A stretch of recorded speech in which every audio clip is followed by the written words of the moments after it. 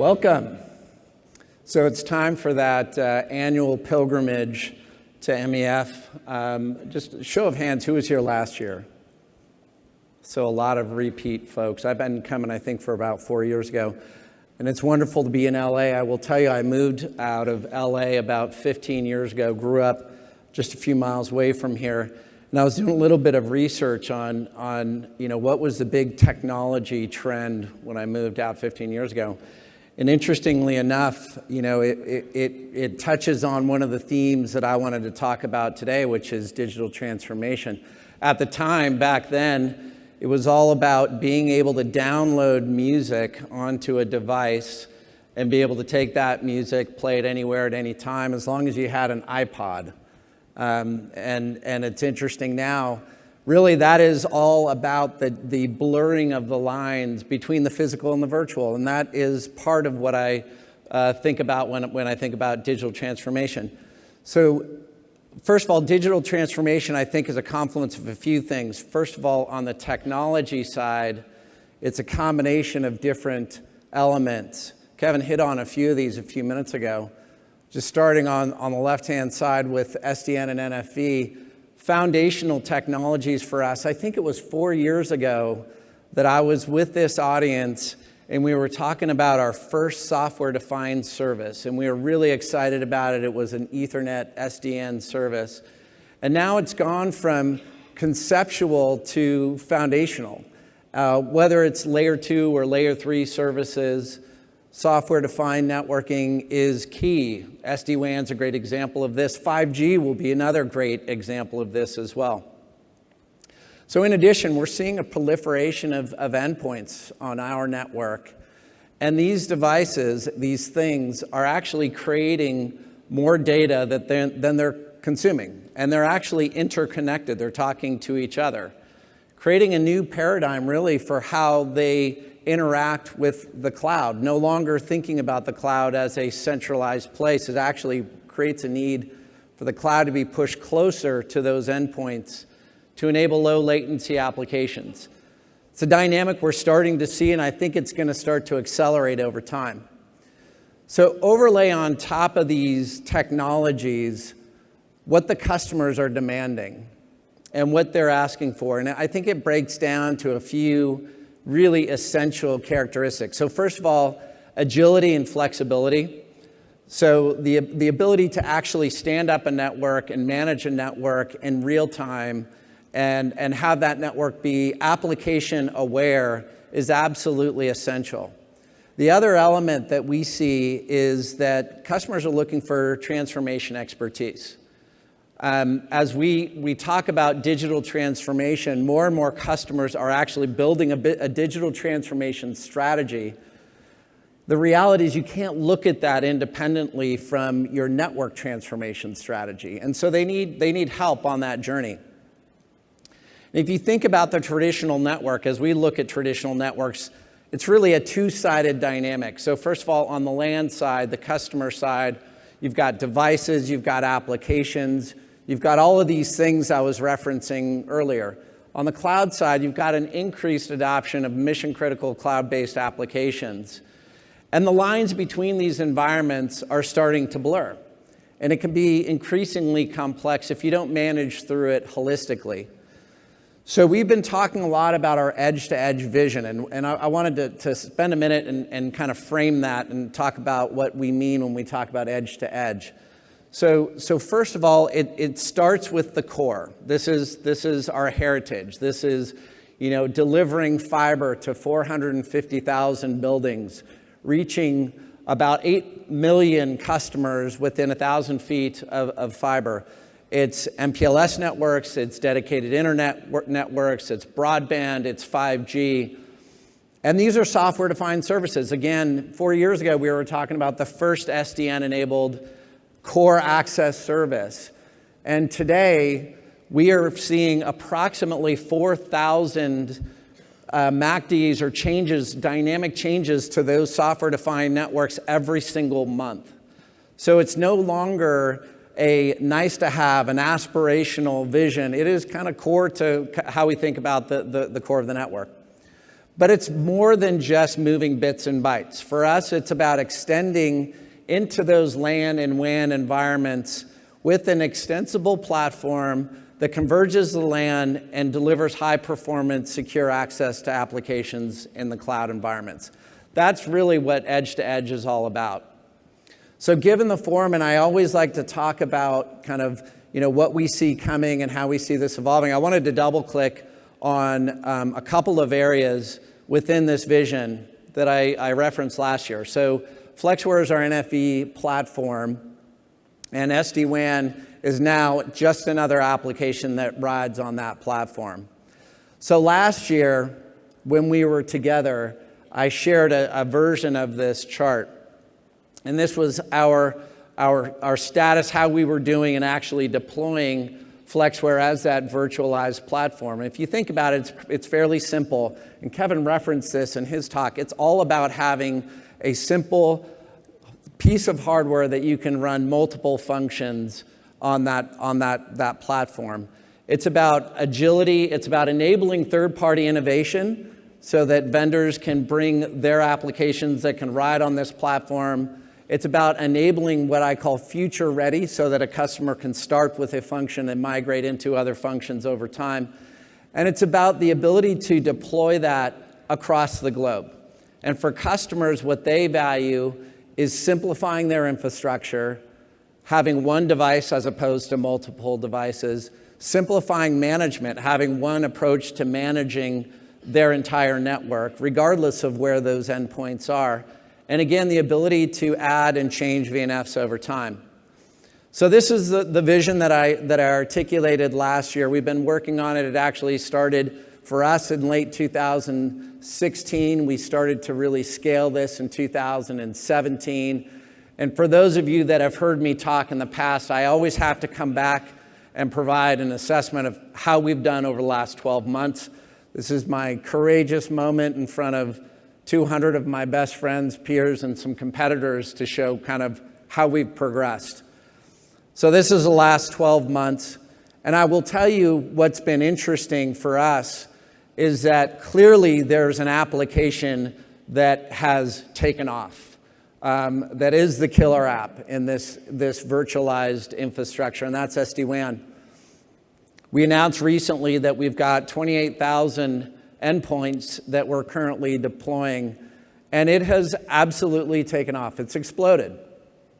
And what we've seen is that it's not about just that technology or just that edge device that's sitting on the end of the network. It really is about hybrid environments. Kevin referenced this earlier. It's about identifying the right type of access, whether that's MPLS, dedicated internet, broadband, and candidly, it can be AT&T's or it can be a third-party access. But it's about that hybrid adoption. And then again, it's about being able to deploy that across the globe. And for us, again, that's 200 countries. And many of our customers challenge us to deploy this in some of the most challenging countries that you can imagine. We've got actually deployments that are up and running in 50 countries today. But we're talking about countries like Pakistan, Venezuela, UAE. I mean, these are challenging places to deploy these services. Our value proposition is really about being able to deploy that ubiquitous solution regardless of where that customer endpoint exists. So we've learned a lot. You know, when you deploy at that pace and across the networks that we see, you learn a lot. And I think Kevin referenced this earlier. Anyone that believes that this is simply plug and play and walk away is misled. There are definitely challenges that you've got to work through as you're deploying these services across the globe. And so these are just a few of the points that I wanted to reinforce. So first of all, understanding the strategic drivers of the transformation. So what exactly are you trying to solve for? What problem are you trying to solve for? This is actually an area that I think the MEF is doing some really interesting work in the space of SD-WAN and really defining standards from an API perspective, but also from a customer consumable service. What are the elements of the solution that a customer can expect? And I think it's an important book of work that's currently underway. And we hear this a lot from customers that have different challenges. There is no single silver bullet. So understanding what type of solutions SD-WAN can provide, I think, is essential. The other element of our key learning that has been fairly consistent is that there's a tremendous amount of deployment complexity, and you really have to think hard and look hard at the type of solutions that are having to be deployed. We like to look at site types and define what's the hardware solution, what's the software solution, what's the access, and typically any large customer is going to have maybe 5 or 6 site types. You may multiply those 5 or 6 times hundreds or even thousands, but it's all about understanding those different site types. The other element of the deployment that we see that's extremely important is understanding what's actually in the network. These networks are not greenfield. They're not typically starting from scratch. So what we see is you may have WAN optimization appliances, you may have routers, you may have security appliances, and these don't all just come out at the same time. So having a plan that works in a hybrid environment is really important. And I'd say the last thing on the deployment complexity that has been a key learning is understanding the actual applications that are being used on the network. We have one example that I can recall of late where there was a port scanning application being used for security purposes. Well, a port scanning application and SD-WAN, if not managed appropriately, can create all kinds of challenges. So it's a matter of understanding all of these elements and then building a sequenced plan and then rolling that out over time. It is not trivial, but it does work, and it's been amazing to see the adoption of these capabilities. The last thing that I would say on the key learnings front is that transformation has proven to not be a one and done event. And it's important to set that as an expectation out of the gates. Typically, this happens in phases, and you layer in additional capabilities over time. So having that as a understanding and having that as a key part of the governance process is really important. So looking ahead, so I like to share kind of where we've been and then kind of plant the flag at the top of the hill and say, here are some of the areas that I see in the next 12 to 18 months.